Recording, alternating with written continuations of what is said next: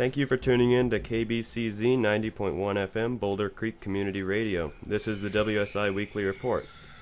So, Nicole Appleland, she is a scientist, mother, safari guide, herbalist, and a professor at Prescott University. She is also a cast member in History's Alone series. If you haven't heard about Alone, I definitely recommend you check it out. We gathered up a couple questions that we thought the community might want to know about the Alone series and are excited to share Nicole's answers. Hi, Nicole. I'm Izzy. What is one thing you experienced on the show that you will remember forever? I was sitting out in my sit spot, and finally this mink that I had just caught glimpses of had finally gotten used to me enough that the mink started just sitting right in front of me and eating its crab right in front of me. And that's the moment I knew that the ecosystem had sort of accepted me as being one of its members. And I think for me that was really an important moment, just knowing that I had finally really settled into that place and that I was really truly living there. So I'm thankful to that mink eating that crab in front of me, which it then did from then on. So how cool is that? The ultimate sit spot experience. Seriously, I sat there a lot. Had a lot of time. Great question. Thanks, Izzy. So the next one, what was the most negative experience you had while you were out there?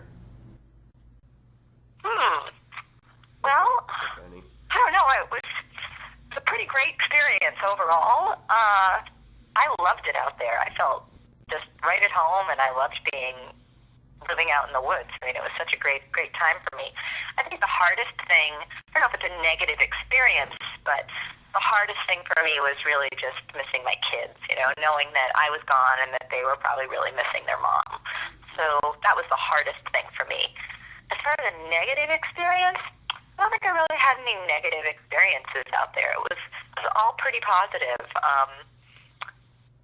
Yeah, I mean, there were times when I got emotional, but I think that's normal. And there were times, things would crop up in my head that I'd really need to sit and think through, but it was a great opportunity to sit and think through those. So I think it also depends how you frame things in your mind. I'm kind of a positive person, so something that might have been negative for someone else maybe wasn't framed that way in my own head. But missing my kids was definitely the hardest thing about being out there.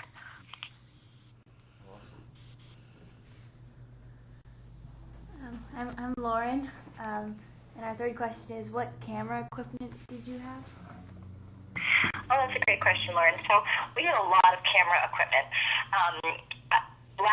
When you see the show from last night, there's this scene where Mike goes out on his boat, and there's 3 camera angles that he actually takes video from, which means he set up 3 shots. We had 6 cameras. 2 are trail cameras, so they would capture video when there was movement. And one of those was set up outside of my shelter, and one of those was set up at a creek where the bears were always hanging out. So, and then I had 4 video cameras that I could use. 2 were GoPro cameras. A lot of times I would use those for good wide-angle shots, or when I was, let's say, filleting a salmon or cooking my food, I would have a GoPro put on that task. And then I had 2 other cameras. One was a small JVC handhold, and one was a professional Canon camera, which is the one I used the most for wide shots, or just for shots in general. Generally, when I'm sitting in front of my shelter or building something, it's that large camera that I have. And I would either carry it with me or mount it on a tripod. So 4 main cameras and then 2 trail cameras. And lots of batteries. Yeah. That brings us to another question. So how many batteries did you have, and when did you get resupplied with batteries, or they picked up your CD card, your SD cards? Yeah. Yeah. So we had a lot of batteries. When we were dropped, we each had 50 pounds of camera equipment. I don't know if you've ever carried 50 pounds. It's a lot of camera equipment. And they supplied us with batteries that would last at least 2 weeks, and as many SD cards. The amount of SD cards I had, I could never go through. So batteries and a lot of kind of bricks, which you could plug into in order to recharge your things as well. So, first of all, yeah, huge supplies of batteries, huge supplies of backup charging systems. And then every sort of 10 days to 2 weeks, it just depended. We didn't really know when they were coming. They would come and we'd do a quick swap out, whereas they'd just come in, get all my bad batteries and take them and take all my SD cards, and they would drop off this whole bunch of new batteries that would last me for a couple more weeks. Because not only do we need to keep the cameras charged, but we also had microphones. And every day I would have to change the batteries in my mic, because I had to be mic'd at all times. I would wake up in the morning, the first thing I would do would be put a microphone on, so that when I'm walking out into the distance and I have a camera going, my audio could be captured.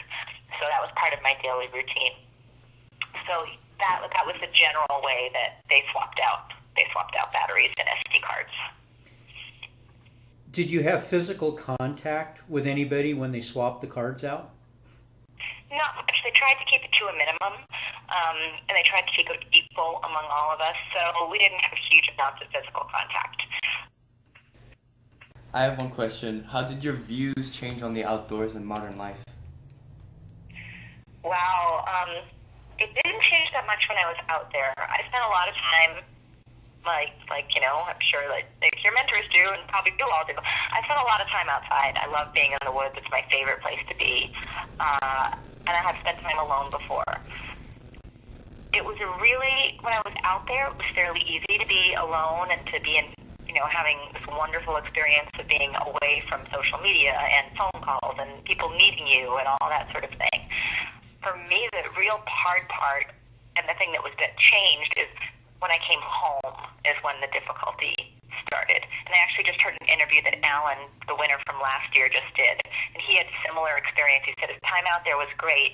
The problem for him was when he came home, because all of a sudden you're thrown back into this modern world and you realize kind of how messed up it is.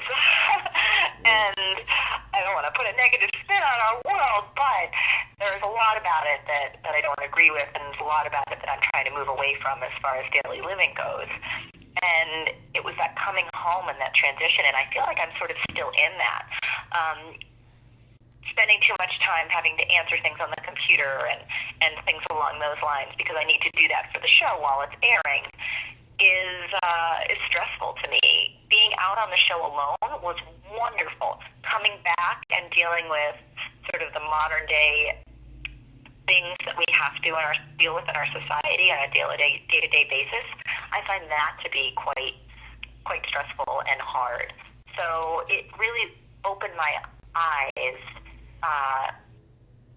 to how much our culture expects of us that really isn't natural. How does that differ from when you're out with the Bushmen? It doesn't differ that much. So I've had this transition. I get this transition quite a lot. And I've dealt with this transition before, and I try to see my life in a way that I can spend as much time outside as I possibly can. But spending all that time alone outdoors, really, and then trying to come back and fit back into society, I found it to be very hard. It's, when I'm with the Bushmen, I'm in community too. I'm also with other people. And I think it was a longer experience than the time I spent with the Bushmen. It was a more intense experience because I was by myself. And coming back and just really wanting a different lifestyle for my children. I try to provide that as much as I can, but it's really easy to get back into the day-to-day conveniences of having your cell phone and having your computer and having just not being able to fully immerse yourself in that sort of outdoor experience on a day-to-day basis, which is really what I'd like to do. So I'm taking steps to do that more and more every day.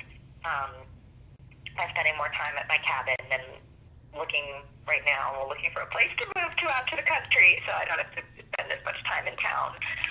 So I'm taking active steps to do that. But that time, it's different being alone than in community. You really have all that time to think about what is really important in life. And you don't really have anyone to bounce it off of.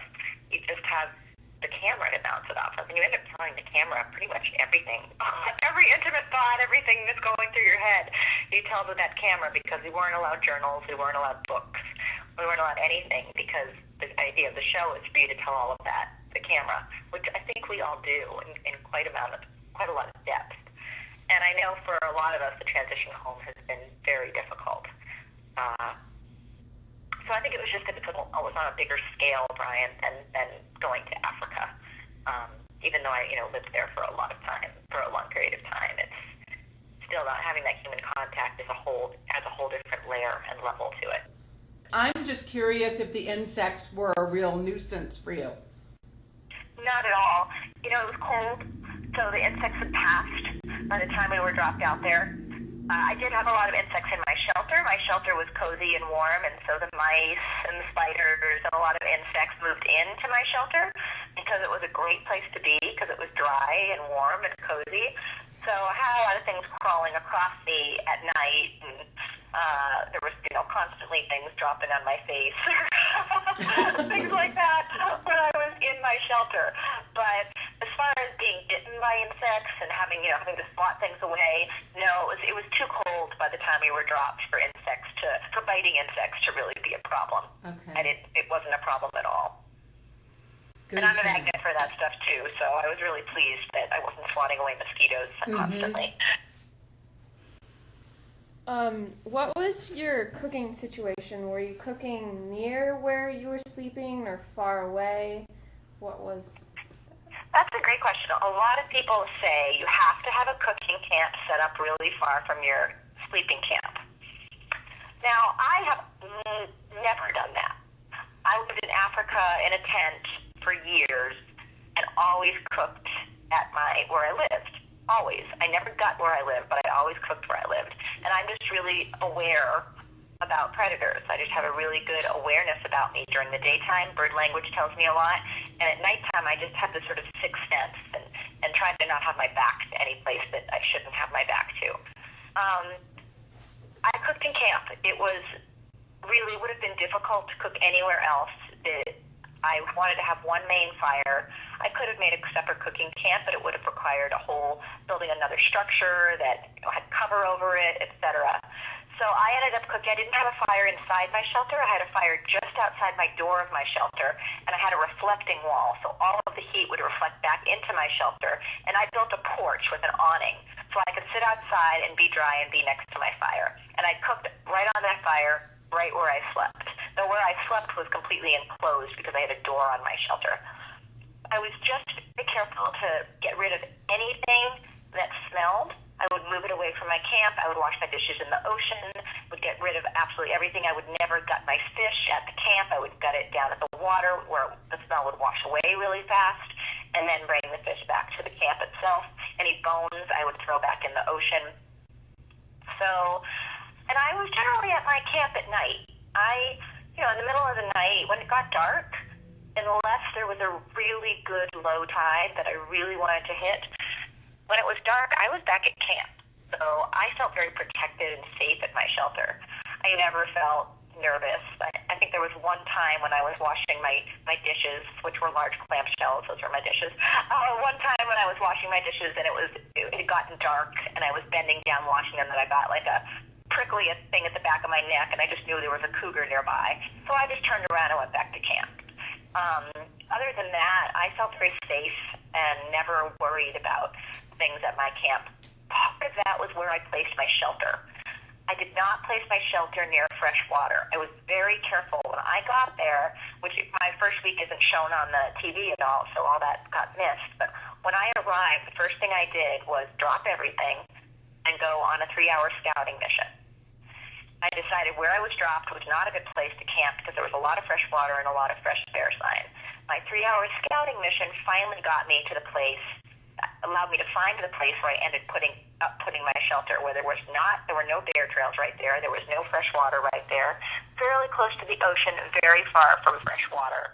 And I needed a fairly flat area and high enough in elevation that the winds weren't going to get me, and next to a big spruce tree so that, trees weren't going to fall on me, and I had a big nurse log at the northwest corner of my shelter so that winds weren't going to get me. So I was very careful where I placed my camp. And it wasn't a place where bears naturally walked through.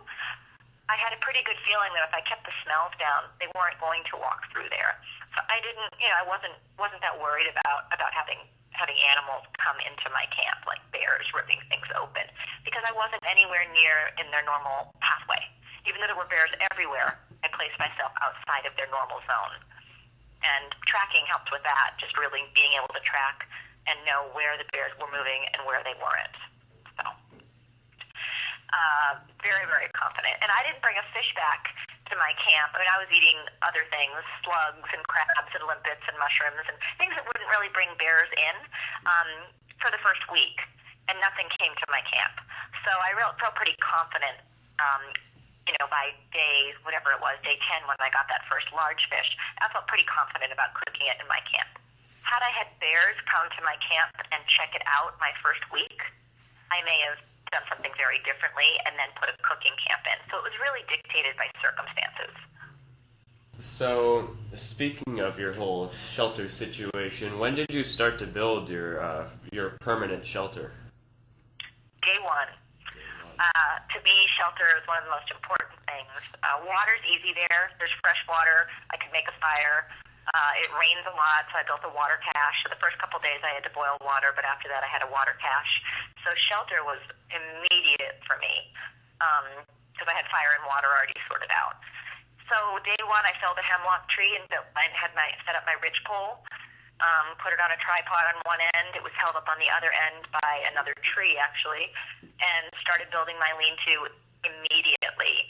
I had that shelter really well built within a few days. I had the front put on, I think, maybe it was a week. I forget about time. It's so timeless out there that I forget when I did things, but day one. And my bed, I was sleeping on debris, a big thick blanket of debris, starting on day one. And I built a raised bed really quickly. They don't show it, but I built a raised bed with headboard, footboard, side rails, mattress slats, and then a huge mattress of debris that was about 6 to 8 inches off the ground that first week. Because for me, I know that the ground just seeps my moisture out, or seeps my warmth out, and also there's so much moisture from the ground pushing up that I didn't want things to get damp. So that raised bed was also really, really key to build right away. And then as time went on, I just added to my shelter. Every day I would add more debris. Every day I'd add more debris to my mattress, too, as it got compacted. So it was toasty warm. But I think that was so important. I noticed a lot of people didn't build raised beds, and they were just sleeping on the ground or just sleeping on debris on the ground. And I think it was so important to have that bed off the ground almost immediately. I'm pretty small. I get cold really easily, and hypothermia was a real risk for me. So having a really good shelter that was warm, having a bed that was up off the ground with a lot of debris and insulation was so important. And then I think last week they showed that door that I built for my shelter. I put the cabin front on it. And every night I would bring in hot rocks from my fire and then bring the door in behind me. And between the hot rocks and my own body heat, that helped. That shelter heated up within 5 minutes, and I was toasty warm the whole time I was out there. So even when it was very cold outside, or I would get cold occasionally, but once I was in that shelter at night, pulled the door in behind me, and had those hot rocks to heat things up, I was really toasty in that shelter. Awesome. Thank you. Yeah, sure. What activities did you do to keep your morale up? Oh, my morale up. I don't know, I have a pretty good morale. So, I think for me, just honestly, I would keeping my hands a little bit busy. It wasn't about keeping my mind that busy. I'm pretty good with keeping my mind busy or letting my mind go quiet, I guess I should say. I liked I would spend hours sitting at my sit spot. I loved it. It was really relaxing for me, just watching all the wildlife come through. There was so much wildlife.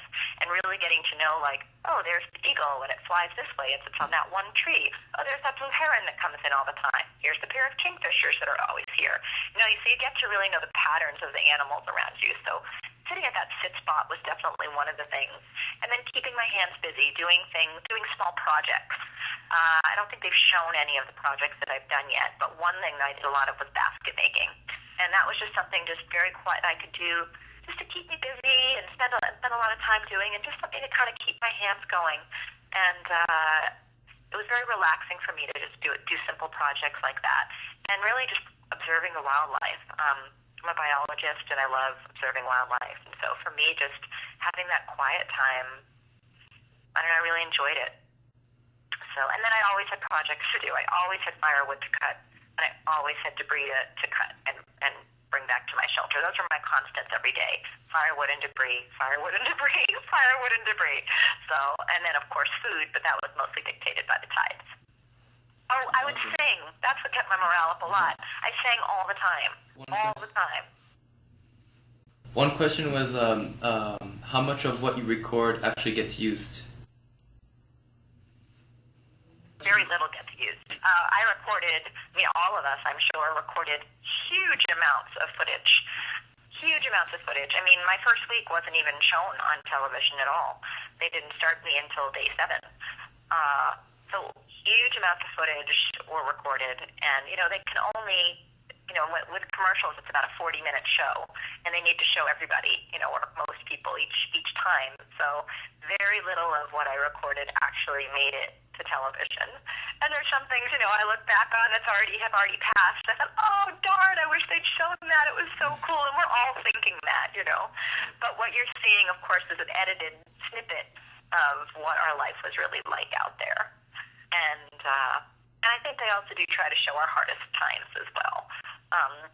I think it makes for more interesting television, and hopefully as the season goes on, they'll focus a little bit more on the skills and the basic skills. We'll see what happens. I think the History Channel did a nice job with all of our personalities really coming through. But a lot, I can't say how much I filmed. We were supposed to film about 40 hours a week, and you figure they're using maybe a few minutes of that footage every week. So very little of what we filmed gets aired. Yeah. In our contract, it said we should film around 40 hours a week. So they just wanted to make sure we weren't going to go out there and not film, because if we don't film, they don't have a TV show. And I think that's one thing that doesn't really come across well on the show itself, is that not only are we, living out there and for trying to find food and, just having that daily experience, but the filming of it takes quite a lot of time to film multiple angles, and to be able to, if you have to walk up a hill or walk down to check your net, like if you're seeing a picture of a video of one of us walking to check our net, like we've gone, set the camera up, come back, and then re-walked that in order to be able to get that shot. And that takes a lot of excess energy to be able to get all those shots put in for the camera. So we really were, we were out there to have our own experience and to hopefully thrive in this wilderness living situation, but we really were also there to film it. Because if we don't film it, it doesn't get shown. So there was definitely a tricky balance of making sure that you got enough footage, and especially those sort of transition shots of going back and forth to check things and things that you might not think of to film, and getting multiple angles on something when you're actually in a scene. So you have to be sort of cognizant of that at all times. Of, am I getting enough angles of this particular task that I'm doing, so that the audience is going to be able to see what it is that I'm doing and get a full picture of that. What happens after the show? Do you have like a celebration, a reunion? Does everyone come together and talk about their experiences? We all got along really well, so we all got to know each other really well. We had a week at boot camp out in New York where there were 20 people, and then they whittled it down to the final 10. And then we all spent a week together on Vancouver Island doing a lot of camera training and interviews and things like that before we actually got dropped by ourselves. So the 10 of us are quite close, and it was nice. I felt like I was out on the island with 10 people. Even though I wasn't seeing them, like they were all in my blessings every day, and I was hoping that everyone was doing really well. And it felt more like, it didn't really feel like I was competing with any of them. It felt like we were all just there on our own particular individual journey. And after the show, we all talk every day. every day we're on this little sort of chat that all 10 of us are on, and every day we talk, and when the show comes out, we make fun of each other and say, oh, I can't believe you did that, and oh, that was really cool, and, so we encourage each other, but we also poke fun at each other in a nice way. And they are going to be doing a reunion show, so that's really exciting news.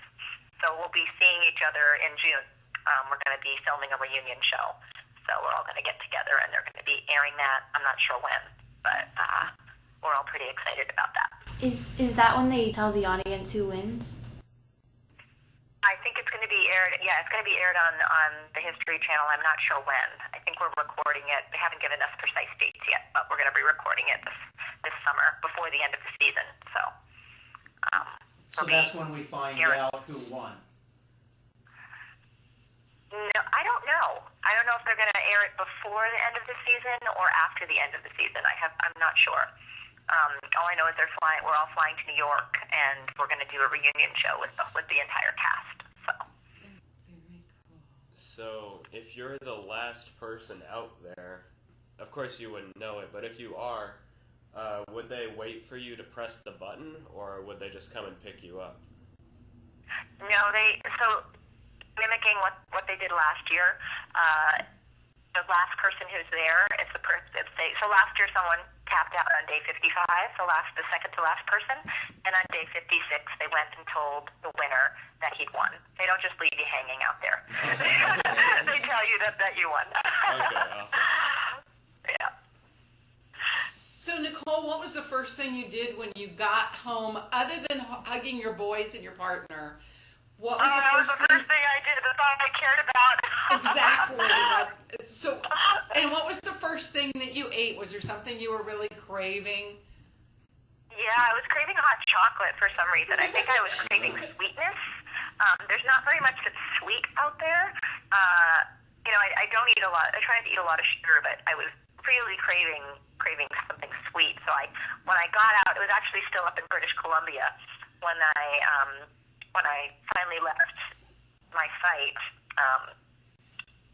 I was able to have a hot chocolate, and it took me actually 2 days to drink it. My stomach was so my stomach had shrunk.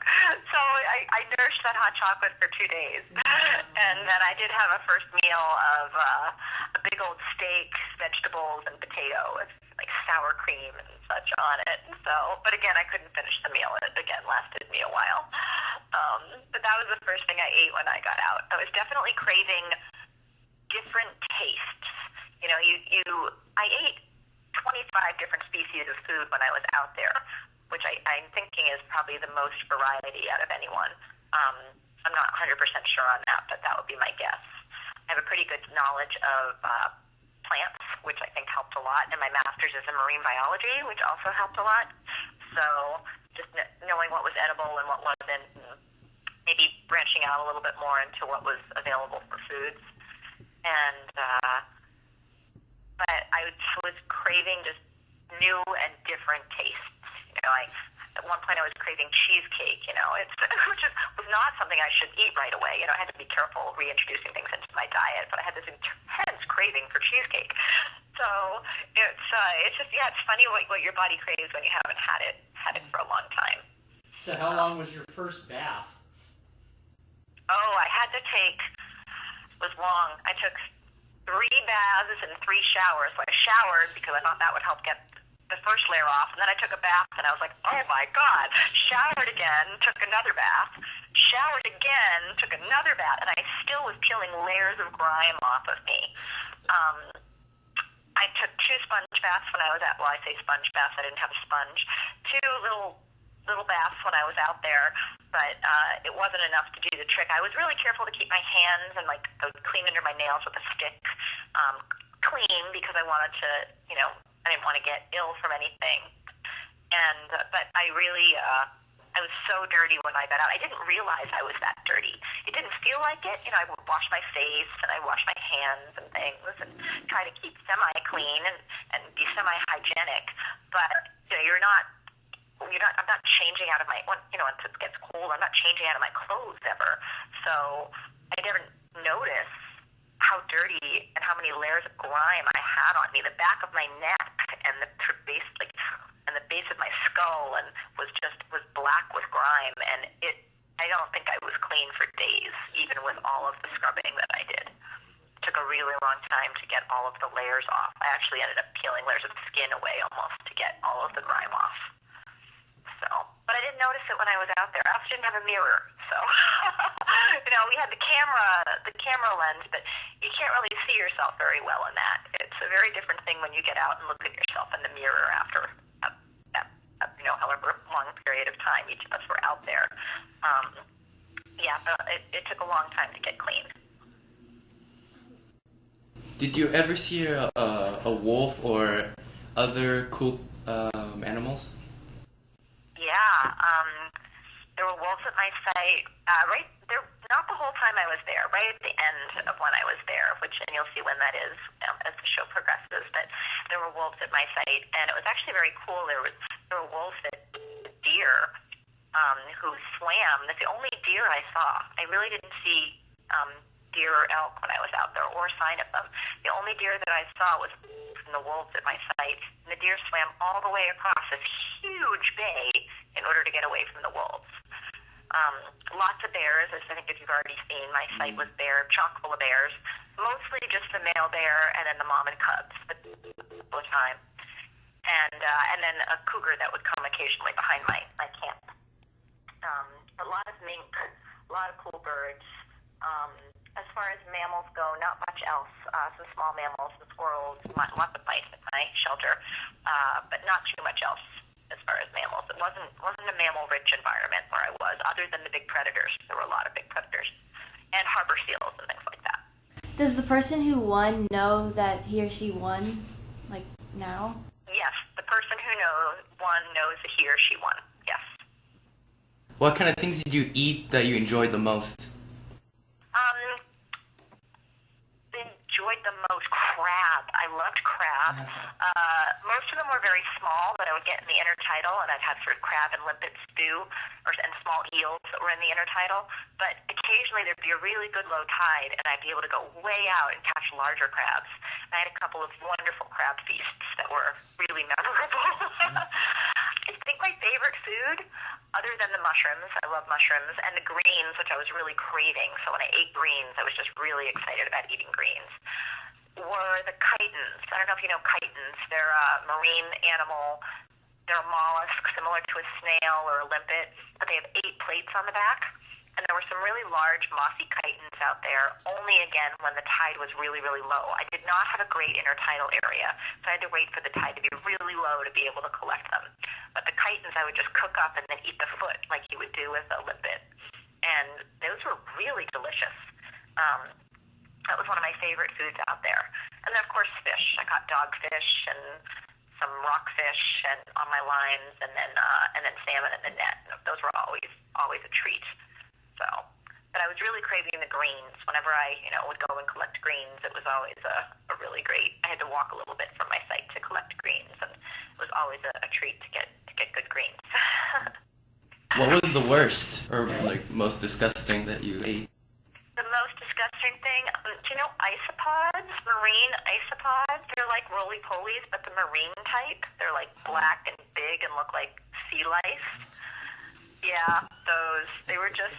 It wasn't so much the taste. It was like the crunch and I had to try them.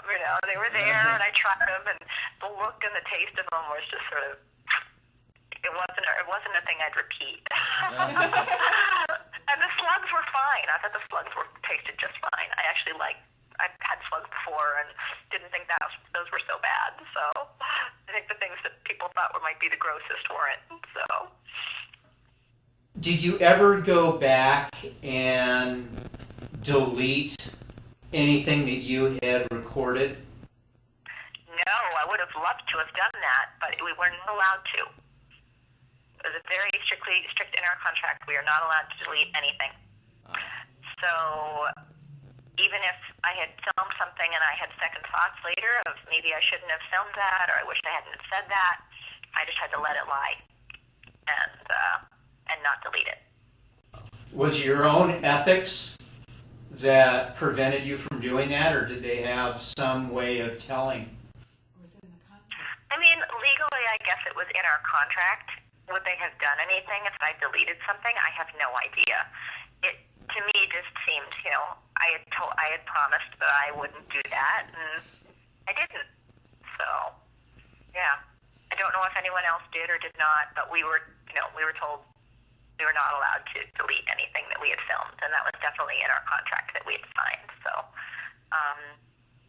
I don't know if that hadn't been in our contract or they hadn't told us to do it. Maybe it would have been a different story. There were definitely times that I filmed something and I thought, "Ooh, that was a lot. That was intimate." But it is what it is, and it's a portrait. I guess I think it's important in a way not to delete stuff because they're really giving a real portrait of what happened to us out there. If we start deleting things and editing what we say, it's a fake portrait of what we were going through out there. Sure, all of us had moments we wish we had deleted, I'm sure. But to really get an authentic look at what each of us went through, us having deleted things wouldn't have done that. It would have given an inauthentic view of what it was like out there. Yes, granted, there's editing, but by having us not push that delete button, I think that was actually a really good call on the History Channel's part. Even though, there were plenty of things all of us, I'm sure, wish we had deleted. I mean, we all had moments out there, some more than others. We all had moments of those in our life where we have despair and we have hard times. And sure, it would have been really easy to have deleted that scene, and I was really worried about, it's really scary to have your most intimate thoughts broadcast to millions of people. Like, that's a very vulnerable, it makes me feel very vulnerable, and it's a really intimate, it's an intimate portrait of each of us that people are really seeing. And it's hard to watch, it's really hard to watch some of that on television. Like, it was hard to watch that episode last night. It was a difficult thing for me. And my older son didn't even watch it. He decided he didn't want to watch that because we knew that was going to be coming up in this episode. But I think it would have been sort of a disservice to have deleted that because it does show what I was really going through out there, and what runs through your head, and the thoughts that you have. And Larry also last night, he had a moment of both despair and clarity, I think, when he talked about his life as an electrician and what he was, looking forward to or not looking forward to for the next 15 years. And he had this sort of moment, I thought quite a deep moment where he, decided, sort of talking about the hamster wheel of life and that he doesn't want to stay on it for the next 15 years. And that was a really poignant moment. And I'm sure it was hard for him to watch himself, cry on national television as well. But those are real, authentic emotions, and I'm glad that people are seeing them. I think it's important for people to think about their own lives, and also realize, I think most people haven't spent time alone. I mean, how many people can say they've spent time completely by themselves without television or a phone or a computer or something to distract them? Very, very few. And things crop up, your true feelings, your things that you haven't resolved in your life, all of that crops up. And people go on 4-day vision quests and granted there's ceremony around it, but they have huge life-altering experiences from a 4-day vision quest. I mean, we're, 18 days in right now, and, a lot of things are cropping up for people. And I think it's good that those things are being shown. So I'm hoping that they'll be helpful for other people. What's cool is you get the whole sit spot experience and you understand the value, because we start off every day with the kids doing a sit spot, and they've been, they do it for probably 98% of the 180 days of school. Wow. Good on you all. Wow. It's the importance of that sit spot. I don't even know if it translates into words. It's, even if you don't feel it changing you, it's so important. It's such a life-changing thing to do, is to have that sit spot, to do that often. So that is really wonderful to hear.